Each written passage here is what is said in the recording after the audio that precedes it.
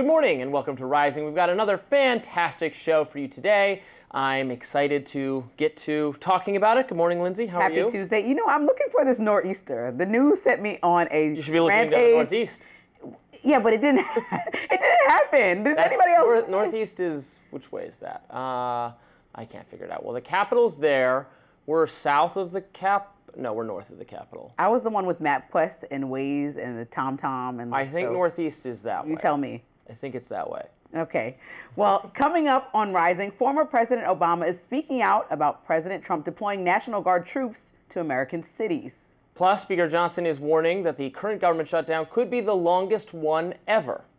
And several media outlets, including right-leaning Newsmakers, are refusing to sign onto the new Pentagon press rules. But first, Robby, what's on your radar today? Give Donald Trump the Nobel Peace Prize. Do it. Seriously, there's a good argument to be made that the president deserves it. Thanks to Trump, there's finally peace in Gaza, and all remaining living Israeli hostages have been returned.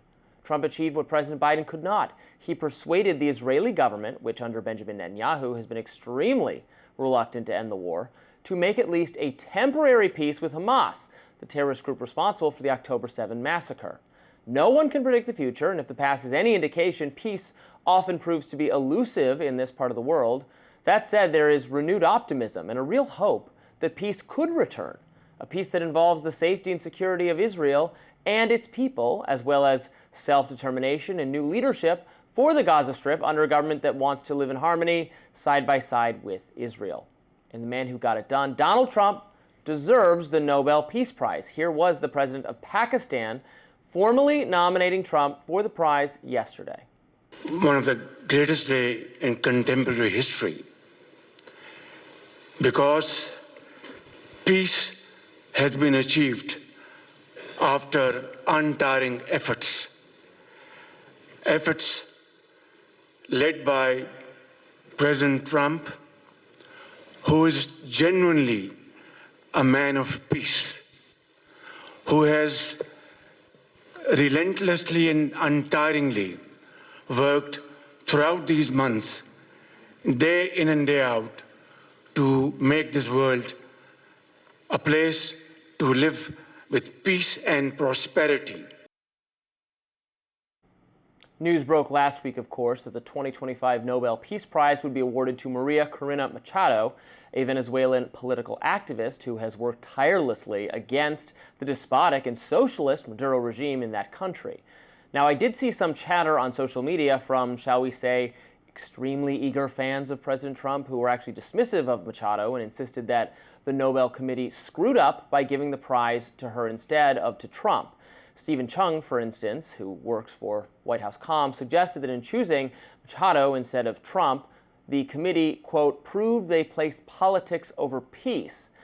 Now, it's true that the committee has gravely erred in the past, including by prematurely awarding President Barack Obama a Nobel Peace Prize in 2009, just a few months into his first term, even though Obama had accomplished very, very little, practically nothing in terms of fostering peace. But Machado, unlike Obama, is a perfectly good choice. In fact, she sees herself as a fellow traveler and ally of Trump. In remarks following her receipt of the award, she praised Trump and even dedicated her victory to him. Watch this. And they decided to dedicate it to President Trump because he deserves it.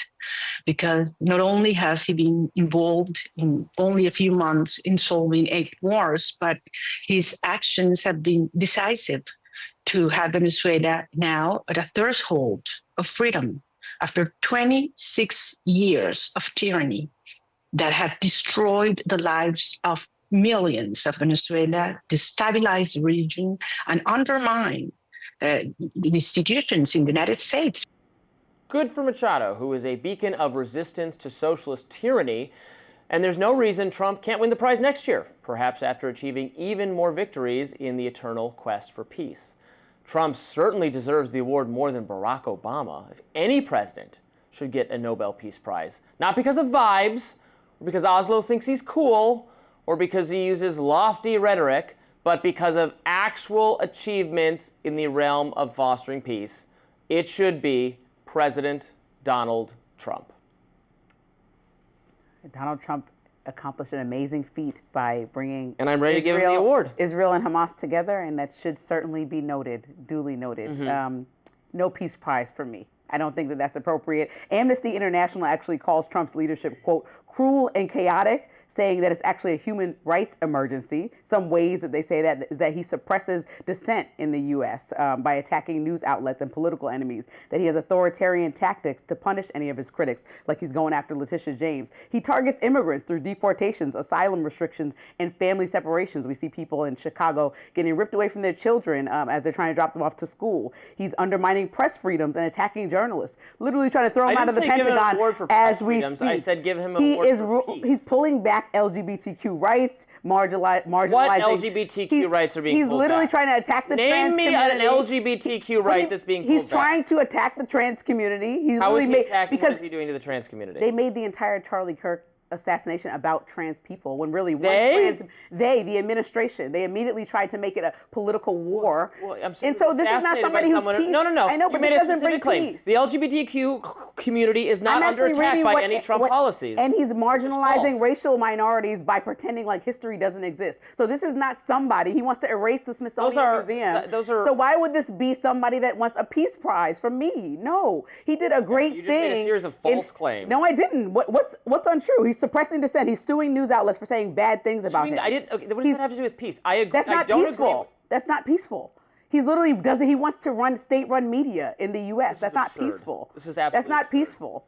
I don't understand. I'm just telling you, I understand we have different opinions here, but I certainly think that while it's notable. Means? We're talking about ending He's creating conflict chaos and in the strife U.S. between nations of the world. While that is creating what the prize chaos is for. within his own country. I don't know that deserves a Peace Prize, is what I'm saying. Do you think Barack Obama deserved his Peace Yes, Prize? in 2009, he came right after President Bush, where he brought down the temperature after we went in and... Brought down the temperature? Yes, after we went in after weapons of mass destruction and invaded a country when these weapons did not even exist. Barack Obama came in and brought the temperature down and said we need to denuclearize the entire world. He would love that to be a lofty goal, and that's part of the reason that he's one of the first presidents actually saying that, rather than bolster our nuclear powers. Okay. So you get awards for saying this is exactly what I said. Created it's awards for saying nice things, he also not for getting created it the done. relationship between Muslim people and made it a more comfortable place after they were attacked constantly after 9/11, like all Muslim people were bad. He changed that rhetoric. Sometimes your tone and the things you say, how you behave, and how you exemplify a presidential leadership quality Lindsay, is enough to create peace. That's the stupidest peace. thing I've ever heard. To you. That your attitude is more important than results? This is not results. We don't know what's going to happen yet. He ended the war. I said we should acknowledge He got the hostages back. How many hostages did Barack Obama get back? I'm just telling you. I don't think he deserves a Peace Prize. I said we should acknowledge that President utterly, Trump did a good job. Not a single person would buy this argument in the entire country. It's my argument. I don't think that he gets a Peace Prize. I also think that Machado gets a Peace Prize, but also aligning, and she did, like you said, I agree with you about Venezuela, but the fact that how President Trump went about it by calling counter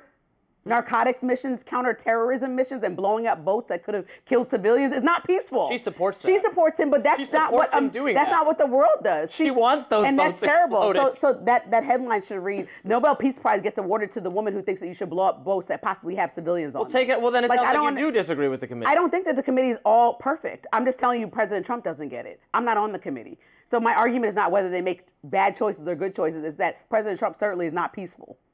That's my argument. I don't, with all due respect, I don't understand how anyone could think Barack Obama was a worthy winner for doing. He ended no conflicts, none.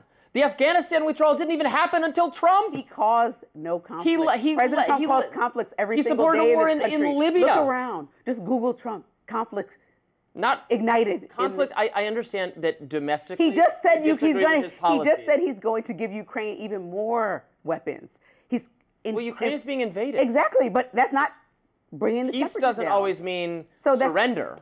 You wanted it to be 6 months ago. You thought we should give Russia whatever they're asking for. No, I didn't say whatever they were asking. I said what they had already taken in the interest of having peace now. I don't think you should get a Peace Prize, Robbie. You can't kill the messenger. I'm speaking for half the country here. We don't agree. All right. The Pentagon has some new rules for members of the press, but not everyone is on board. Coming up, why some outlets say the guidelines violate the First Amendment. Stay with us.